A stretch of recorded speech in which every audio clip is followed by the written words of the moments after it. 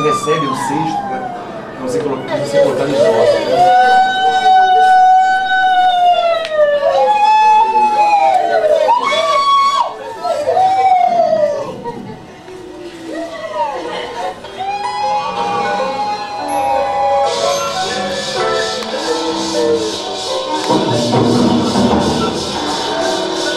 Nessa hora, as mãos rituais, elas não só levam, elas se cortam também e fazem que o sangue caia em cima dos ossos também, né? Da vida, aquele... É o último contato delas com aquele lado físico do cara que foi. E esse é o choro ritual que é fenomenal. Assim. Então, na verdade, a conexão do meu som, o som que eu fiz em cima da trilogia, né? Então, a Oruejare, que ela ocorre enquanto a imagem está acontecendo, a conexão dos ossos. Quando ele está rezado das almas, tem uma conexão do som da trilogia com as imagens também. Bom, aí vai, gente, aí segue. É muito longo, assim, demora. São 58 minutos, é muito longo. Aproveitar para matar vários coelhos, porque vim para aqui, vou terminar outras coisas, assim, inclusive, tem uma reunião com uma das... Nós fazemos uma Bienal aqui no Mato Grosso, né? Marcos Salles, Silvio, e a quinta Bienal vai ser vamos começar a homenagear os cinquentões também, né? Vai ser o próximo Bienal, já acabamos de homenagear os compositores das gerações mais à frente, importantes como Marisa, então, Almeida Prado, e os da geração passada, os ruins, a gente não homenageia, e só vamos começar a homenagear os cinquentões, assim, agora, que eu não faço parte, porque eu já... Mas os próximos é Silvio e Pauchi, depois Zampron e Marcos Nogueira, uma turma toda de... Depois os sessentões também, tá? Aí, aproveitar fazer várias coisas, a primeira delas é estar aqui hoje com vocês, é realmente muito prazer de falar para todos, porque até esse link com o Rogério sobre improvisação, porque o meu trabalho lá com a etnia Bororo, que já tem 15 anos, há 15 anos que eu já estou lá com eles, né? Desde 99, quando eu fui para Mato Grosso em 94, e eu ouvi essa sonoridade dos camaradas, umas sonoridades impressionantes, muito complexas, né? E eu falei, pô, tem que pesquisar esses caras, porque, na verdade, o que tinha escrito sobre a etnia, sobre a música deles, era muito pouco, né? Eram os textos dos antropólogos que quando chegavam no momento da música, era sempre eles falavam quase nada, na verdade, né? E falar quase nada de uma música tão impressionante como a deles, realmente era um crime, né? Quando chegava na música deles, os antropólogos falavam, assim, as flautinhas, Bororo, as flautas são muito sagradas, tudo é muito sagrado, assim, a conexão do mundo mítico com o mundo aldeístico, realmente o mundo ritual deles é uma coisa realmente impressionante. E o convívio que eu tive lá com eles, quase 3 anos e meio, entre idas e vindas, né? Na época que estava fazendo o doutorado, né? Marcos, inclusive, estava na banca, em 2002, né? Lá. Que legal. Foi muito importante. Eu tinha que estudar esses caras, porque eu sou compositor antes de mais nada, né? Mas eu queria realmente me enfronhar nessas sonoridades, me enfronhar no mundo deles. E para me enfrentar no mundo deles, eu tinha que realmente conviver com eles. E fiquei um bom tempo lá. E até hoje, né? Até hoje, estou já quase 15 anos, né? Bacana disso tudo, né? Que nós ficamos amigos, né? Isso é muito legal, assim, né? Hoje tem muitos amigos feiticeiros lá. E, na verdade, eu digo que meus reais orientadores no doutorado, na época, foram os feiticeiros. Né? A academia foi uma coisa de menor importância, né? Porque eu fugia de todos os créditos, assim, para poder ficar no meio do mato, lá que me interessava, assim, né? E essa coisa da improvisação é uma coisa que eu já, hoje, por acaso, hoje eu contei para o Silvio quando ele me mostrou uma parira. O Silvio tem uma parira. É uma das flautinhas Bororo, a mais flautinha, porque a flauta mais profana deles, eles usam só em alguns momentos, em alguns rituais mais não tão sagrados. E o Silvio tem uma na sala. Quando eu olhei a parila, eu falei, pô, essa flauta aqui e tal, né? Aí ele falou, eu sabia tocar a parila. Eu falei, não sei. Ainda faltam 15 anos para aprender a tocar a parila, porque eu só estou há 15 anos lá com eles. E assim que eu cheguei lá em 99, eu caí nessa, assim, eu fui aquela coisa, tem que me polifoniado, e viver essa coisa da bimusicalidade, né? que é um dos preceitos da etno, né? Que é você viver a etnia e estudar o idioma, e realmente isso é verdade, né? Mas eu cheguei com aquela ânsia toda, eu quero aprender primeiro os instrumentos, porque eu sou músico, sou compositor, eu quero estudar. E perguntei para o Canajó, que já faleceu, era o feiticeiro mais importante da etnia, ele tinha 92 anos, né? Aí, primeiro contato com o Canajó. Inclusive eu falo que meus orientadores, quando falavam os orientadores do doutorado, assim, o meu principal orientador foi o mestre Formigão. Aí a academia acha estranho, porque o mestre Formigão, você tem o maior informante, né? O Canajó e o Formigão foram os meus maiores informantes nas minhas pesquisas. E o Canajó me falou, eu falei, mestre Canajó, quanto que eu preciso para tocar os bapos, chocar os globulares? Aí ele olhou para mim, assim, tipo assim, pô, esse branco aqui, né, o cara chegando aqui agora, o cara já quer, né? Aí ele olhou e falou, 30 anos. Eu falei, porra, mestre Canajó, 30 anos? Aí tô pensando que ele vai falar comigo, não, 30 não, 10, né? 30, não, 30 não, 40. Porra, porque para essa coisa, não tem como você aprender a tocar instrumento, para você aprender a tocar um instrumento, você tem que ser um feiticeiro, você tem que ser, para você chegar a ser um bari, um aroita warari, que é o feiticeiro das almas, você tem que para tocar o instrumento, tem que ser, para ser um feiticeiro, tem que fazer isso tudo, você tem que aprender a improvisar com as estrofes, na hora do ritual, saber conduzir todos os rituais, ter o contato com a aldeia dos mortos, assim como você tem contato com os vivos, você saber tocar todos os instrumentos, saber confeccionar, ou seja, você tem que ser um feiticeiro para você. Agora eu sei tocar também o instrumento. Faz parte desse grande pacote para ser um feiticeiro capacitado, conduzir um ritual dentro da etnia. Então não tem essa coisa separada, assim, né, de vou aprender só. Claro, depois eles fizeram essa caridade, né? Eu, como eu não sou índio, eu estava lá como pesquisador, e só foram acreditar em mim 1 ano e meio depois. 1 ano e meio era um branco que podia ameaçar eles, assim. Esse aqui é o grande, né? Depois de 1 ano e meio, falam, pô, esse cara aí, acho que ele não vai querer roubar a gente, não vai querer, de novo, nos aniquilar, assim, né? Eles começaram a me ensinar a tocar os instrumentos, tá? Eu levei um dos músicos que fez que é um dos músicos do Rio de Janeiro, flautista, vocês conhecem, o Paulo X Gentil Nunes, né? O Paulo X não conseguia tocar a flauta das almas, a Ícara, e era a única flauta transversa deles, e ele não conseguia tirar o som. Eu levei o Paulo X, fiz ele viajar dos 2.500 quilômetros, para nós ficarmos 1 semana lá com os feiticeiros, para ele aprender a tocar a flauta direito, para conseguir tirar o som das almas, porque o pessoal estava saindo um som horrível, assim, né? O som das almas penadas, assim, né? E não das grandes almas. E o Paulo, ele aprendeu a tocar, e o macete deles é que você tem que, diferente da flauta branca, né? Você tem que enfiar a língua toda dentro do orifício, para sair o som das almas. Esse cara é grande diferença. E lá fora, né, outros macetes incríveis que o Paulo X aprendeu a fazer, né? Aprendeu a tocar. Mas tem então é isso, não tem escola ritual também para eles, né? A escola deles é no momento do ritual, no momento dessa coisa de transmitir a tradição com Q maiúsculo, né? Não de ficar assim, ensinando os pequenos que eles são designados, eles pequenininhos, quem que vai ser, quem tem possibilidade de ser um aroita warari, como crescer e tal. Os feiticeiros têm um contato grande assim, com os espíritos, é uma coisa que a gente não acredita, assim, né? E difícil era, na época, assim, de explicar isso para a academia, né? A academia, esse é o lado ruim, assim, da academia, de como é que você vai explicar que um feiticeiro desaparece na tua frente na hora do ritual das almas, assim, não tem como, a academia não aceita algumas coisas, né? E é difícil de você explicar isso, né, textualmente.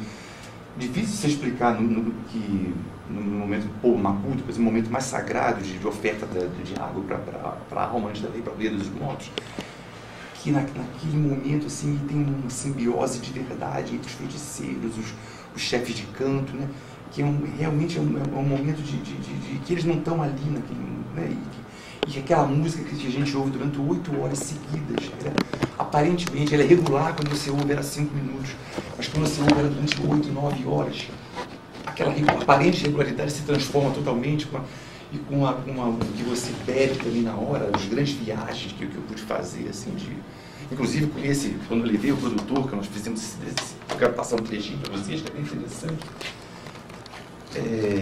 nós ingerimos uma comida ritual, né? Quer dizer, dentro das 1000 viagens que eu fiz lá com eles, né? Com as bebidas, tem uma bebida chamada Kidoguro, que o Kidoguro é uma loucura, cara. Quando você ingere o Kidoguro, o Santo Daime, assim, é refresco, assim, é muito incrível, realmente. E essa última, quando eu levei o Eduardo Ferreira, que é o cineasta, nós ingerimos uma quantidade grande do Kidoguro e nós ficamos 16 horas, assim, fora e dentro do mar. Assim, né? Até contei outro dia, quando eu vi aqui na USP, eu contei um trechinho disso. Estamos falando sobre tempo, né? Sobre tempo, espaço, foi muito engraçado. Assim. O Silvio falou um pouco de tempo antes, depois eu falei essa coisa da não percepção desse tempo nesses momentos. A gente tem que saber clicar esse interruptor, né? Porque tinha momentos, né, que eu estava nesses picos, nessas ondas, né? Nessas 16 horas, que você, quando está naquele auge, e é totalmente, não tem como você controlar isso, quando você está naquele pico, você sabe todos os segredos do universo. Você ouve tudo, mas é realmente uma coisa impressionante. Como esses feiticeiros conseguem, sabem que isso é para isso, e essas transmissões, né, vindas dos antepassados, perdidos no tempo, tal, transmissão oral, tal, é uma coisa fenomenal. Então, quando eu estava num desses picos, eu tinha certeza total do universo. Quando eu descia, assim, eu não tinha controle dessa descida, desse umbral, eu falava, agora eu vou morrer, agora acabou o mundo, não tem mais controle. Eu ficava nessas ondas, né? E demorou tanto tempo que a gente estava na estrada de volta, assim, né? A sorte é que o produtor não bebeu isso aí, ele estava normal, assim, era muito normal. E eu e Eduardo, aquelas altas viagens, né? Uma coisa... Aí nessa hora o camarada, eu sempre que estava nesses estados, eu ouvia só a música deles, né? Nunca tinha ouvido música de branco, assim, né? E nessa hora o camarada me liga, o aparelho de som tá tocando o quê? Quando eu estava nesse pico maior, assim, de percepção total, Miles Davis, né? Branco, né? Quando eu ouvi aquele Miles Davis, eu falei, cara, pela primeira vez eu não ouvi música, viu, Rogério? Eu vi música, eu via tudo, e eu entendia para que ele tinha usado cada... Na verdade, nesse momento, música passou a ser uma linguagem, assim, totalmente clara, como se fosse um texto, assim. Todos os encadeamentos, por que ele usou. Eu falei, meu Deus, agora eu entendi que porra é essa, porque eu nunca entendi o que é música, a gente não entende o que é, na verdade, né? Como ela é uma entidade tão além da nossa percepção tridimensional, a gente tem uma noção vaga, assim, do que é isso, né? Apesar de a gente viver de música e tudo, até chegar os físicos, né, contemporâneos estão chegando à conclusão de que música não é uma entidade, não é uma simples sonoridade, é uma entidade heptadimensional que vai descendo até chegar a gente através de som. E a gente detecta isso como uma lesma detecta, assim, né, assim, olha para todo mundo aqui e vê como uma linha, assim, que é um ser unidimensional vai nos ver seres tridimensionais como uma linha, assim, ela não vai ver profundidade, nem altura. E nós, quando ouvimos, percebemos isso como som, mas ela é muito mais do que isso. Então, estão chegando, a própria física está chegando à conclusão de que não é uma... Né, é uma entidade, estão chamando de entidade, inclusive, né? Então eu vi, na verdade é um clique que dá, que a gente tem, que a gente pode, daqui a pouco vai conseguir acessar. Mas assim, voltando assim, a coisa da composição, óbvio, que foi o que me levou também a estudar esse camarada, porque eu queria entender a mecânica de realização sonora deles e tudo, né? E o convívio também e também queria tentar desvendar alguma coisa dessa conexão com o mundo místico, com o mundo da sonoridade, o mundo ritual, o mundo aldeístico, como um antropólogo lá dentro, assim, vivendo aquilo e tal, e eu ouvindo como músico, na verdade, né? E acho que eu consegui chegar assim, a 30% depois de tantos anos, assim, porque é muito complexo. Primeiro que o idioma é complexíssimo, né? O idioma, assim, das quatro troncos no Brasil, assim, o mais complexo é o tronco G, e eles fazem parte do último tronco, do tronco G, mas é só que eles são, o idioma Bororo é mais complexo que o idioma do que a linha mais complexa, é chamado de tronco macro G. Então o idioma é complexíssimo, como um mandarim, assim, é uma coisa difícil. Então é difícil tinha meus tradutores também, as pessoas, né, que os mais velhinhos não falam nada de português, então tinha essa barreira para me comunicar com os mais velhos, principalmente, que são os feiticeiros que hierarquicamente são mais importantes, né? E isso que eu queria entender, na verdade, isso. E foi que esse tempo todo que fico concentrado nos 3 anos, por causa do trabalho da academia, e depois estendido até hoje como uma pesquisa minha mesmo, não acaba nunca, porque muita informação, muita coisa incrível, na verdade. Mas essa coisa da improvisação é importante isso, né? Porque eles o poder do camarada desenvolver essa capacidade improvisativa durante, não só no momento de tocar, mas no momento também de improvisar nas estrofes, que são, não é o bororo, como no mandarim, por exemplo, tem mandarim 1, 2 e 3, só para os letrados, no mandarim para o povo, então tem o bororo ritual, que é só os feiticeiros de alta hierarquia que utilizam, e só pode ser utilizado no momento do ritual também. Tem isso também, então vocês têm uma mecânica. Eu comecei a entender essa mecânica da utilização daquele arsenal instrumental todo no momento do ritual. Isso eu consegui detectar, isso nos cantos X e tal. E para materializar, isso vai sair, está no trabalho, agora depois eu estendi um pouco mais, né? Vai sair, estava falando para o Marcos, que agora vai sair, acho que até o fim do ano sai, né? Vou relançar o documentário, que já foi lançado em 99, aí vou lançar com um livro sobre a música ritual bororo. Aí já tentando desvendar toda essa mecânica ritual e mítica, e o CD com a trilogia que eu escrevi como arcabouço a Valéria já ouviu a última parte lá em Recife, né, Valéria? Não foi? Foi, né? Foi, isso mesmo. Bem, já está pronto. Eu quero lançar um pacote assim, com CD da trilogia, que eu escrevi como arcabouço da tese, o capítulo, relançando o documentário, que é bem impressionante, assim, né? As imagens. Não só que a gente fez imagens captadas também de muitos anos atrás, de décadas atrás. Nós fizemos eu e o Eduardo, uma junção bacana de imagens, até imagens de preto e branco, assim, e muito legal. Assim. E na verdade o documentário, a duração dele é a duração da trilogia inteira, não tem música, não tem trilha, né? Como se fosse a trilogia, como se fosse a trilha das imagens, não é nem trilha. Ganhou até um prêmio assim, em Brasília como melhor trilha, mas nem é trilha, o cara ganhou como trilha, mas não é trilha. Assim. Porque ali é a música é independente da imagem, a imagem depende de ter som por trás. Mas é que durou a trilogia inteirinha, assim, né? E nós fomos conectando assim, trechos, como eu faço na trilogia, eu vou conectando a utilização das flautas X e tal. Quando eu faço a trilogia, eu não uso nenhuma flauta gratuitamente. Quando eu uso, por exemplo, um canto cíclico, Marinaru, e a utilização das vozes femininas ali, e a utilização das flautas X, a percussão X, era encaixada dentro da minha trilogia, não como música de índio, né? Mas como uma conexão que está sentada toda no ciclo funerário, tríduo final, os 3 últimos dias do ciclo, onde existe uma concentração de cantos fenomenais, né? E a trilogia está calcada em cima do tríduo final. Então, a utilização de Aruejari, Aruenogvari e Aruemaiva, que é o sexto dos mortos, né? O Aruejari, que é o DVD, o Aruenogvari, que é a última risada das almas, né? E a última parte do Aruemaiva, que é a imortalidade.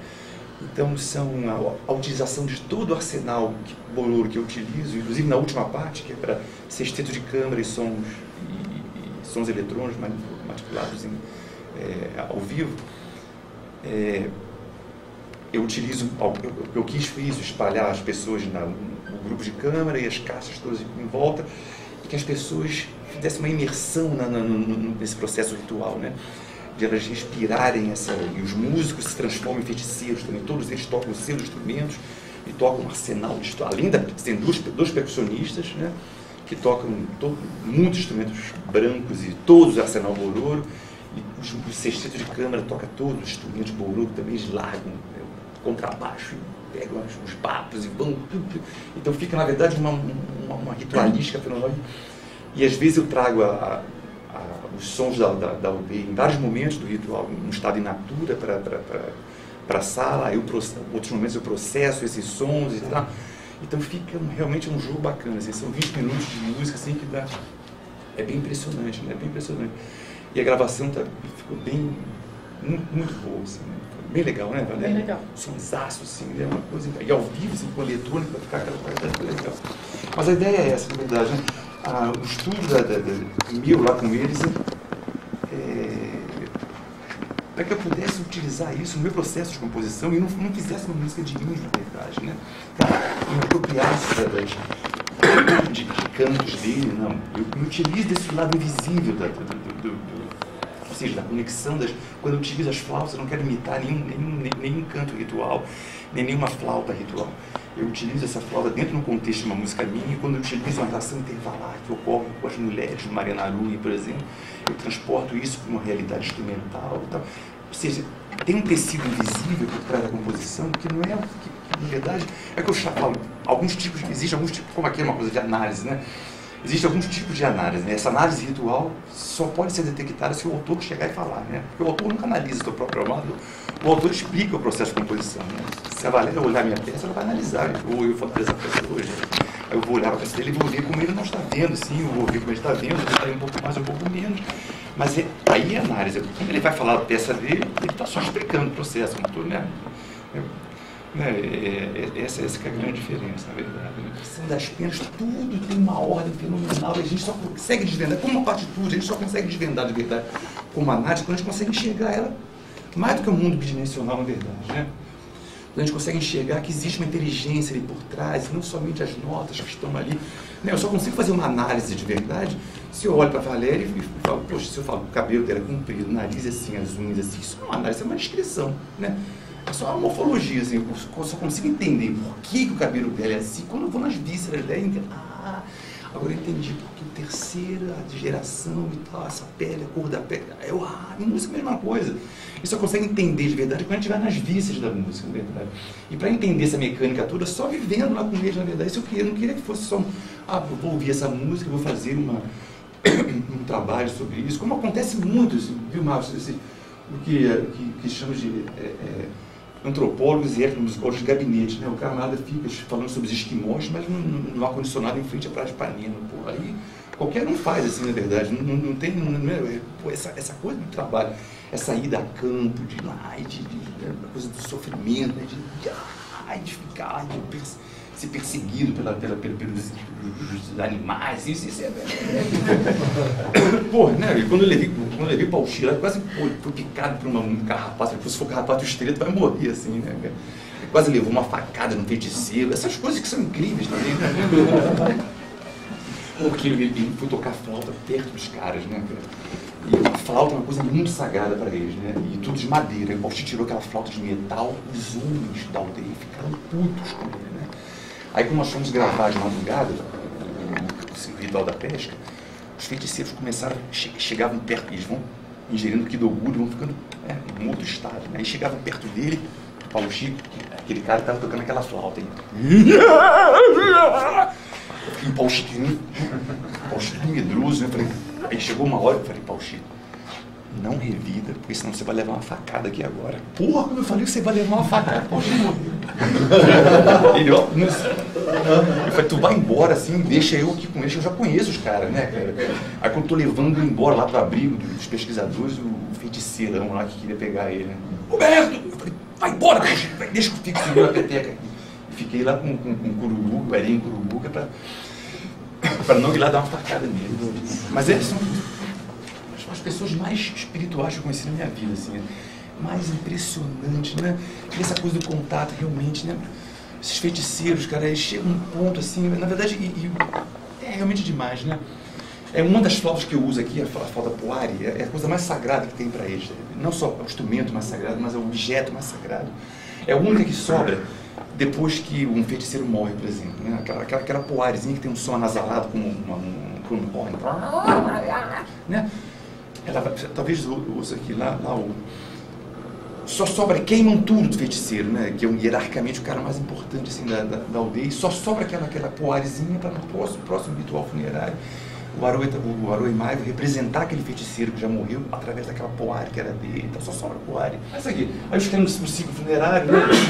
Tá, o tempo real, o tempo virtual, o início do ciclo, silêncio, interrupções, generalidade do espaço-tempo do ritual, né? É como eu falo em espaço-tempo também, assim, né? Na verdade eu tive que falar, só posso falar de espaço-tempo se eu falar de física relativista também, né? Então eu tive que me enfronhar na teoria do Einstein, né? Na teoria da relatividade, para entender o que ele quis dizer. Na verdade o Minkowski, né? que inventou esse termo, que o Einstein, na verdade, não só copiou, mas se utilizou depois dele, 8 anos depois. Entender o que é para a física, o espaço-tempo. Na verdade é exatamente isso, né, cara? Essa possibilidade de transitar naquilo que a gente chama de música, na verdade, né? Que música transita no outro espaço-tempo que na verdade não é o nosso, né? A gente percebe a música de maneira muito frugal, porque somos seres tridimensionais. É difícil de entender uma coisa assim, né? É difícil de entender. Se eu vejo uma sombra do Rogério na parede, eu sei que é ele por causa dos contornos e tal, o óculos assim, tal, mas não é ele, não é bidimensional. Eu sei que você é um ser tridimensional. Música é a mesma coisa, a gente quando ouve aquilo fala, pô, legal, tá. Mas é muito mais do que isso. A gente vai um dia entender isso quando dá um salto dimensional talvez maior. Dá para seguir, mas... Aí, esse é o dos instrumentos que eles se utilizam, né? A poária aí, que é a flauta das almas, pana, parira, que o Silvio tem na casa dele, e o ereboi. Né? São as 5 flautas.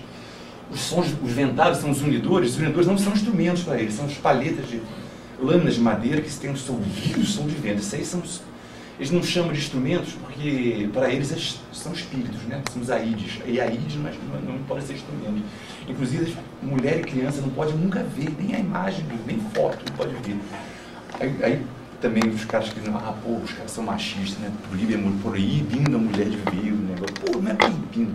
Porque eles sabem que isso é perigosíssimo, né, cara? A mulher e a criança pode morrer se ver isso aí, né? Só pode, na hora tem um caminho dos aídes, né? É o último momento que as almas, os espíritos terríveis vão amedrontar aquela alma que já morreu, a alma daquele ser que já morreu. Então é um caminho que liga a aldeia com a floresta que não pode ser usado de maneira nenhuma, assim, só no momento da incorporação dos aídes, dos unidores. Então nesse momento que os aídes, os feiticeiros eles incorporam realmente, né? Eles não são seres mais da terra, né? E eles vêm com aqueles unidores todos, as mulheres correm, as crianças para dentro das choupanas e ficam escondidas, assim, porque sabem que é um momento muito perigoso. E depois as pessoas que incorporam, os feiticeiros que incorporam os unidores, aídes, eles ficam horas sendo lavados pelas mulheres, assim, porque eles ficam mortos, é uma coisa... Não é pura encenação, não é teatro, na verdade. Os caras realmente... né? E inclusive o Aroi Maivo, que é o representante do mundo, cara, ele fica 2 meses, o funerário demora 2 meses e meio, 3 anos, 3 meses, enquanto tem carne no corpo, né? Eles vão lavando, as mães rituais vão lavando, jogando água. É o tempo da pele a carne apodrecer e sobrar só o osso, pegar o osso e lavar o osso e botar no aroejare, que é o cesto onde vão os ossos. E como é uma etnia aquática, os cestos todos, os ossos todos lavados vão para o cesto e são levados para uma lagoa e voltam para a água de novo. Ou seja, tudo tem uma conexão muito grande, né? Tudo, e as músicas para esse momento e tal, né? Existe uma ordem hierárquica nessas inclusive está na ordem, né? A poária é a mais sagrada de todas, aí que é a flauta das almas, a plana que é a flauta de cabaças, que vai dar sempre um alicerce de essas cabacinhas, sabe? A gente faz chocalho e vão acoplando uma na outra assim, fazem uma flautona de né? Que acoplam os bapos, né? E a parira, que é a flauta menos sagrada, que fosse uma parente assim, longe, ele usa um pouco agora. Então os percussivos só tem um instrumento de percussão, que é o cá, é um único tamborzinho, e os percussivos diluídos, né? Que é o butori, que é o chocalho de dente de anta, né? Só que hoje em dia é difícil até encontrar uma anta, né? Assim, tem chocalhos de antigamente que era fácil encontrar uma anta, né? Fazer um chocalho inteiro só de dente de anta é quase impossível, assim. Aí estão usando pequis, sons que são parecidos, né? O bapurogo, o bapuriri, o urogo é pequeno e o curiri é grande, bororo. Então, quanto mais hierarquicamente ele é importante dentro da aldeia, menor é o chocalhinho, né? Os feiticeiros super evoluídos dentro da aldeia, né? Já inicia a 10ª, ele usa o bapurogo. O cara que está se iniciando usa o bapuriri, que é o bapo grande, e vai se aperfeiçoando, vai usando o chocalhinho pequeno. Então é isso aí. Então, o arco instrumental do ciclo, né? A utilização, que acontece no trilho final, né? O início do ciclo, que demora assim 2 meses e meio, 3 meses, os 3 últimos dias, e a concentração a utilização, na verdade, uma concentração, uma redução da utilização do instrumental durante o ciclo funerário, né? Pode ser? Isso, e essa é a trilogia que eu escrevi, o Aroejare, e eu me baseei em 2 cantos, o Aidiparo e o Cureugi, e o Marenaru e o Oroi Curereu são os cantos cíclicos, que eles estão no entorno desses cantos todos, né? Tá? O Aroenogivari usa o Aroiek, o Oroi Mugureu Medidivo e o Aroenogivari. E o o Aroimaive, que é a última parte da trilogia, com sexteto e eletrônica, eu uso o Povo Macuto, que é o canto, a última oferta de água. Inclusive tem um antropólogo da PUC, cara, teve lá numa época, ela foi expulsa da aldeia, né? Que na hora do povo é o momento mais sagrado de todo o ciclo funerário. Dentro da casa dos rituais, eles fazem uma choupanazinha para ficar só o Aroe Tauarari, o Bari, os dois feiticeiros importantes e os dois chefes de canto que vão cantar de forma responsória. Ó, o responsório aí, Silvio. Uma forma responsória que é o Povo Macudo, né? Nesse momento, essa antropóloga da PUC foi lá no momento mais sagrado. Filha da puta, tinha uma foto com flash.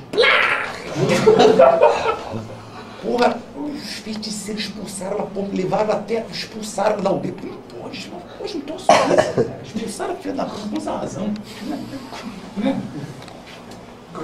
Mas, aí a trilogia instrumental, os instrumentos que eu utilizo na minha trilogia, né, os instrumentos por ouro que eu utilizo na minha trilogia. Tá? É isso aí. Tá? Mas, Roberto, você usa também instrumentos tradicionais ou só isso? Não. Ah, sim, o Alvejari é um octeto de câmara com esses instrumentos. O Arano Nogueira são 16 flautas, com todas as flautas brancas, de flautinha até flauta baixo. Todos eles tocam de flautinha, os quatro tocam de flautinha, flauta em sol, flauta em dó e flauta... Além das flautas? Além de todas as flautas. Aí tudo é legal, todo mundo toca, fica com aquele colar de flautas, né? Todas elas, aquele arsenal de flautas, é lindo assim, ao vivo, bonita dessa. Tem o DVD, porque o Cronos saiu um DVD também, assim, tem a gravação ao vivo, né? E ali também, tá? Legal. Bom, aí é a estrutura de cada uma das peças, tudo, né? Pode seguir, senão fica muito longo, né?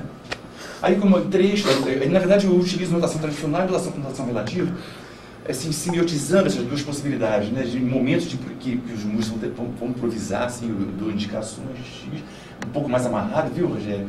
Né? Com dados, assim, uma notação mais controlada e uma notação estritamente proporcional. Só ver essa imagem como aqui, né? Tá? Pode seguir. Aí, simultaneidade de notações. Tá? Silêncio, passamento. Aí são aqueles dados todos que, né, para encher uma linguiça agora, né? Encher linguiça da academia. Né? Mas a notação tem um dado importante no Cronos e tem aí também. Ou seja, quando eu uso uma notação proporcional, está estabelecida, aqueles dados que eu estabeleço na notação proporcional, eu jogo isso para uma escrita mais livre. E nessa hora que exige do músico muito dele na hora de improvisar, a partir de dados que eu dei, esses dados mudam radicalmente, assim, né? Ou seja, os mesmos dados, quando ele é notado e quando ele é notado, quase notado, né, com uma escrita relativa, isso muda radicalmente. Né? A notação tem esse poder de fazer com que você... E essa aí também tem poder de... Né? Notação é que nem idioma, né? Ela o idioma é para ser comunicativo, assim, a gente fala linguagem. Quando a gente fala que música é uma linguagem comunicativa, é um absurdo, porque na verdade não comunica da porra nenhuma. Né? E na verdade, se eu começar a falar em bororo aqui, não adianta nada, vou estar falando o idioma, mas ninguém entende nada. É uma coisa música, o cara não conseguir entender o que eu escrevi, não é comunicando com ninguém.